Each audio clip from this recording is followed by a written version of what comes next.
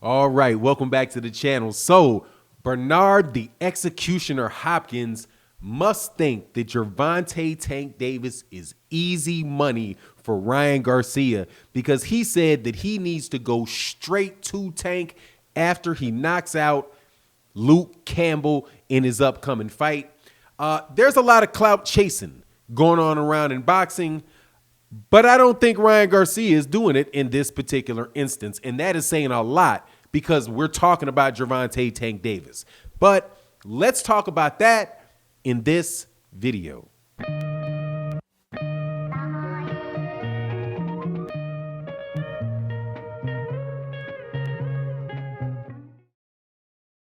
All right, welcome back, welcome back. So we live in the age of the duck and the clout chase. There's a whole lot of that going on, man. It's like every other place you look. He's ducking, he's clout chasing. Duck, clout chase, whole bunch of it. Claim somebody ain't trying to fight you even though you ain't really trying to fight them either. But hey, at least you get the moral victory of saying that they ducked you, right? And then there is the clout chase move. The clout chase is where you're about to go into a fight and then all of a sudden you really start mentioning the names of people that are big name fighters, right? Around either the time of their fight or the time of your fight. But then the rest of the year, it don't seem like you too interested in doing much of anything. So when I heard this week, because Ryan Garcia is going to be fighting Luke Campbell. And so the thought clout chase comes to my mind a lot when I think about these young fighters, Teofimo Lopez, Devin Haney, Gervonta Davis, Ryan Garcia, right? Not saying who's doing what clout chasing and who's doing what ducking, Teofimo Lopez, but one person I do not believe is involved in the clout chasing is Ryan Garcia. Because I believe Ryan Garcia, number one, wants all the smoke like he's saying it. I believe it. When he says it, I believe it. Now, when I first started seeing Ryan Garcia, I was like, man, this is some pretty boy that's dressed up in a Batman suit, a Robin suit. And it's like, I was kind of like, I don't know. But then I kept watching him, kept listening to him.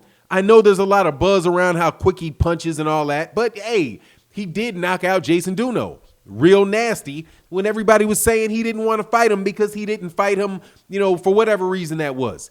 And he smokes Jason Duno. Then he smokes Francisco Fonseca, who is a good fighter, right? Now I'm saying, yeah, the guy can fight. But he's saying that he wants to fight Gervonta Davis. Now, Ryan Garcia saying this is impressive because of all the people that could be playing the role, right, of I am the superstar, you need to come to me role, it would be Ryan Garcia. And I'll tell you why that is in just a second. But Bernard Hopkins saying that he wants Ryan to go straight to Gervonta Tank Davis, man, that tells you either Bernard is cloud chasing, which I don't think he is. I think he would tell the truth about that. If he didn't think Ryan Garcia had a chance, I don't think Bernard Hopkins would say he should make that fight. And also, Bernard Hopkins and Oscar De La Hoya are excellent matchmakers and are excellent judges of talent. They really are. I can't speak for their management. I definitely can't speak for some others, some like their ethics. I can't speak for that. I'm not in this video going to speak against it. I'm not going to speak for it. Regardless, but their ability to see a good fighter and know a good fighter when they see one is not, that's not in question. Because back when, it was Golden Boy East, Golden Boy West, whatever it was, but all those fighters were signed by Golden Boy, man, and Shane Mosley was involved. Bernard Hopkins was prevalent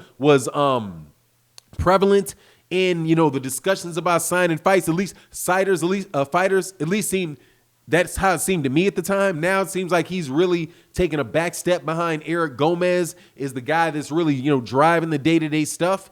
And I don't know what that means as far as the choice of signing fighters, right? But Bernard Hopkins, I know, can tell a good fighter when he sees one, but it just doesn't seem like Golden Boy can find a way to get him into their, stable. I hate that word, but you get my point. So, but anyway, Ryan Garcia wanting that fight and Bernard Hopkins saying that fight should happen next, man, I'm like, okay, cool. Because if he can do that, Ryan Garcia, in my opinion, and this is not what I This is, I believe, is a fact. It's close to a fact, or an analysis of the fact about Ryan, of the facts associated with Ryan Garcia leads me to this conclusion.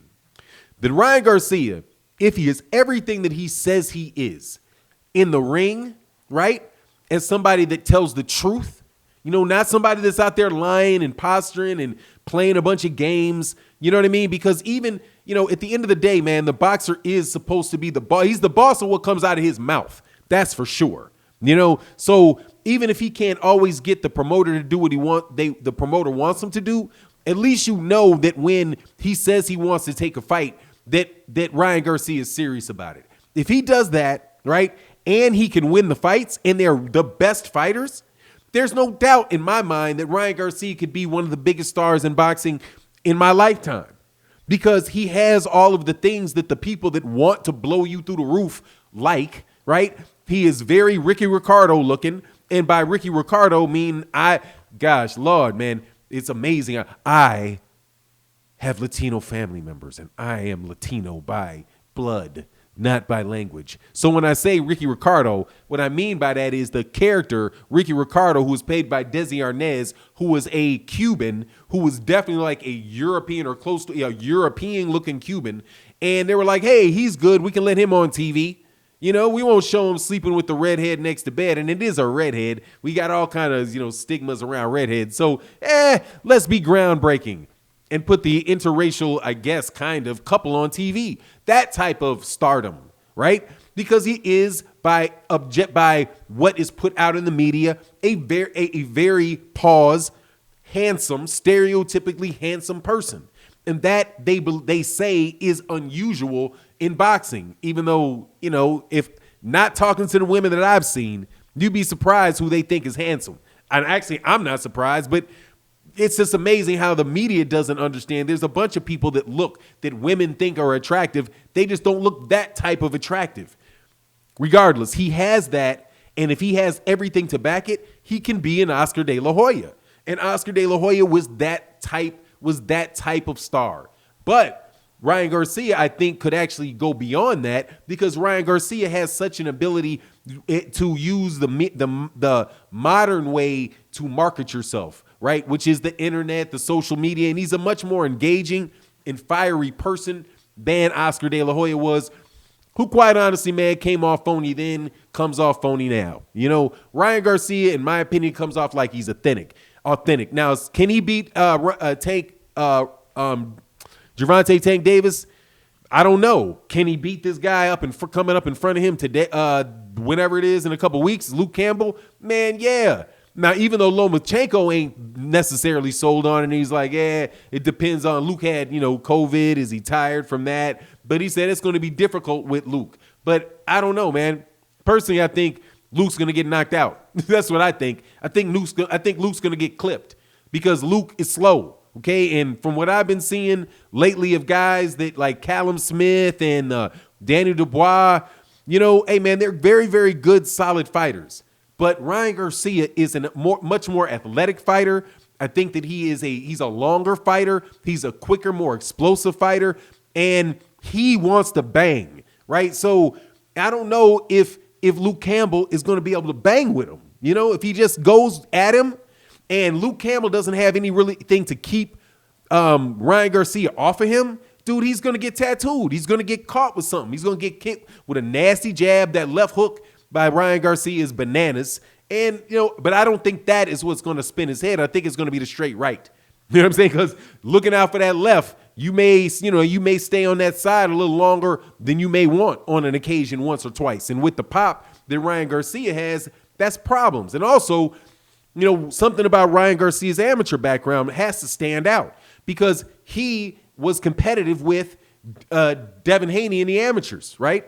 And I don't know what the story is with him, with Devin Haney and with Ryan Garcia and maybe it's Teofimo Lopez, but I'm not sure. I'll look into seeing if there was some connection there, but he's a very, very widely respected American amateur in a class of American amateurs that really are together moving up in the lightweight division and starting to be something, that is a main attraction or in the sport of boxing, similar to what's going on at 147, but just like a younger crowd. What I'm hoping for these guys is that they don't it doesn't turn into what it is at heavyweight, where you have these guys that are absolutely not fighting each other because they don't want to get knocked out or cheating or whatever they're doing. That just debacle.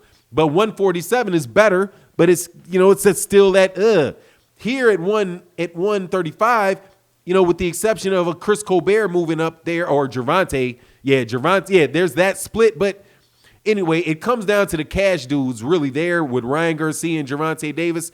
I think that even though Teofimo Lopez is a very, very good fighter and he is the man at 135, that he's going to wind up playing a little bit second fiddle to those guys. But if Ryan wants that fight, man, I'd be incredibly impressed. Anyway, it is what it is. You let me know what you think in the comment section. And with that, I'm out. Peace.